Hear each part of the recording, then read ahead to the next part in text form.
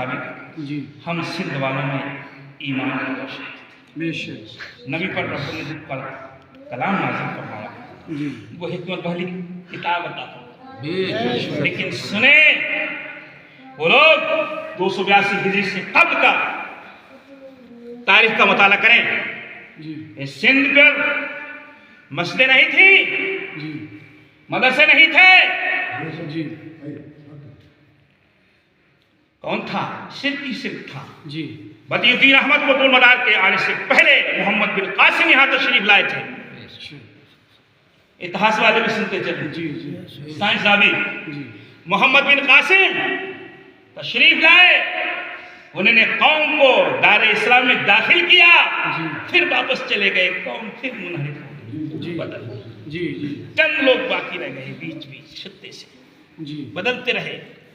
लेकिन मैंने शेर पेश किया, जान मन जन्नती जब से फरमा दिया, जाने मन जन्नती क्या से क्या हो गए, बेशक जाने मन जन्नती क्या से क्या हो क्या से क्या हो गए। उस शहंशाह बगदाद के भांजे हैं जी जिसकी शोहरा पूरी दुनिया इंसानियत में अगर कुछ नहीं जानती है तो 11वीं वाले पीर के नाम से जानती है। आगे कुछ याद नहीं है तो पहले ही कह देता है 11वीं शरीफ का चांद निकल आया है, जी 11वीं शरीफ का चांद निकल आया है। अब इसके बाद मदार का चांद, हमारी माँ बहनें, भाई बहन, बेटियां पहले से ही तैयारी शुरू कर देती हैं कि मदार का चांद निकलने वाला है।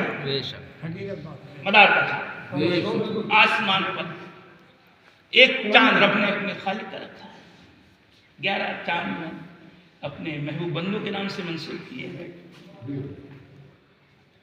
एक रब ने अपने महबूब के नाम से 12 रबी अव्वल शरीफ का चांद रखा है, और दो चांद रब ने रब के महबूब के नवासों के नाम, मुहर्रम और सफर।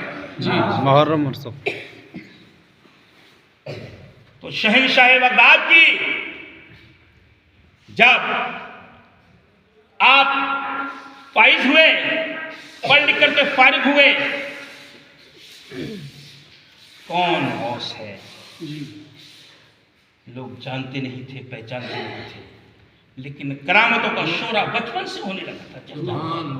अस्सलाम मेरे दोस्तों, जब आप फारिग तहसील हुए तो जलाल आप पर तारी हो गया। जलाली आपके हुजरे मुबारक पर परिंदे उड़ करके जाया करते थे तो जलकर खाक सुतर होकर के गिर जाया करते थे।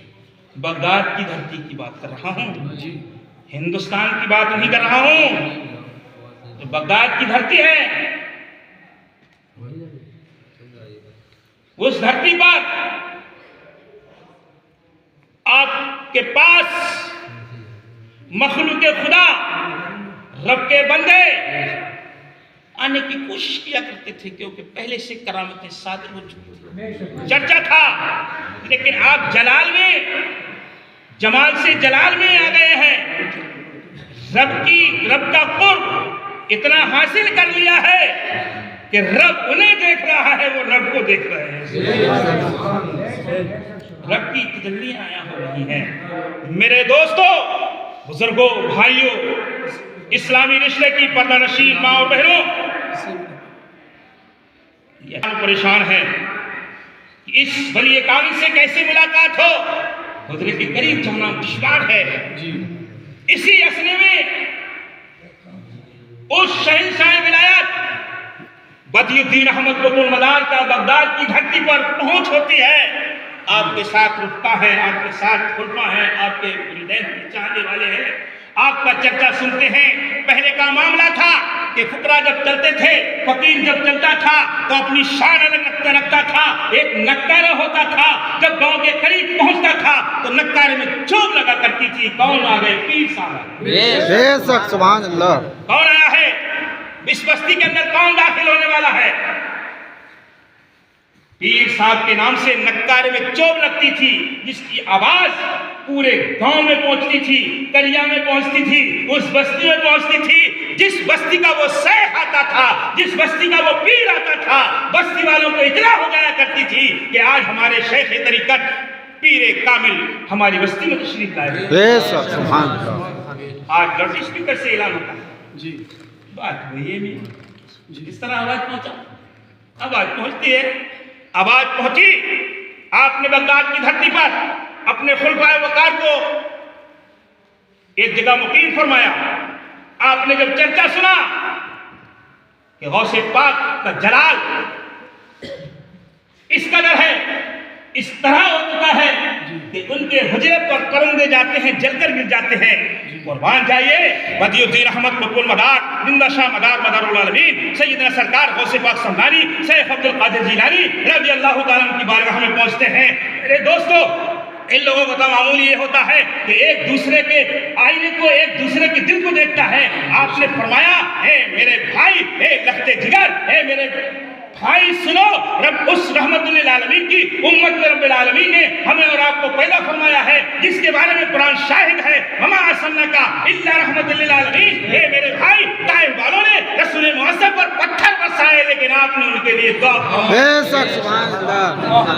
क्या बात है बाबा। ये कहना था कि जलाल को आपका जमाल में तब्दील हो जाता है। जलाल जमाल में तब्दील हो गया। जी दोनों भाई बगलगीर होकर मिले। जी बहुत फासला है, जी उम्र के हिसाब से बहुत फासला है। मैं ज्यादा लंबी चौड़ी बात नहीं करूंगा, जी और अगर किसी को मेरी बात से चोट पहुंचे तो मौलाना अशफाक इस बात का जवाब देने के लिए भी तैयार है। अल्हम्दुलिल्लाह। बेशक। इस शहर पर ऐसे नहीं चलता हूं। जी जिस किताब का हवाला दे रहा हूं जी वो ना हिंदुस्तान का बंटवारा हुआ है, ना पाकिस्तान का बंटवारा हुआ है, ना चीन और जापान का बंटवारा हुआ है।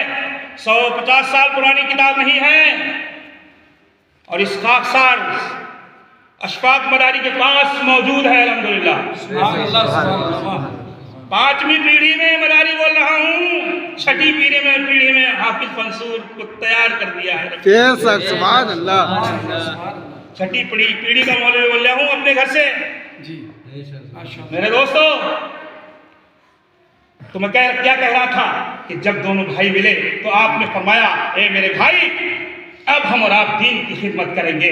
तारीख शायद है, तारीख पुकार कर बयान कर रही है। इधर उनका जलाल को जमाल में तब्दील होना था, आप बिछड़ जाते हैं, आप चले जाते हैं। मदीना तो कहाँ जा रहे हैं? मदीना तो रसूल की ज़ियारत के लिए जा रहे हैं। अपने जद्दे अमजद रसूल मुअज़्ज़म की बारगाह में हाजिरी देने जा रहे हैं। सैयद बदियुद्दीन अहमद कुतुल मदार मदीनतुल मुकर्रमा, मदीनतुल मुनव्वरा, मक्कातुल मुकर्रमा की हाजिरी के लिए जाते हैं। अब चले जाते हैं, इधर जलाल जमाल में तब्दील हो जाता है, इधर आपके पास आपके चाहने वालों की कतार लगना शुरू हो जाती है। सुभान अल्लाह।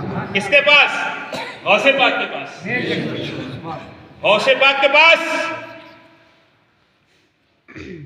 जब कतार लगना शुरू होती है, बेमुराद आता है, बामुराद होकर जा रहा है, बेमुराद आ रहा है, बामुराद होकर जा रहा है, बे औलाद आ रहा है, साहिब औलाद होकर के जा रहा है, गरीब आ रहा है, अमीर होकर जा रहा है, अदना आ रहा है, आला होकर के जा रहा है, फकीर आ रहा है, गनी होकर के जा रहा है, मोहताज आ रहा है, रईस होकर के जा रहा है। सैयदना सरकार गौसे पाक समदानी शेख अब्दुल कादिर जिलानी रब की बारगाह से इतना लोगों को अता कर देते हैं कि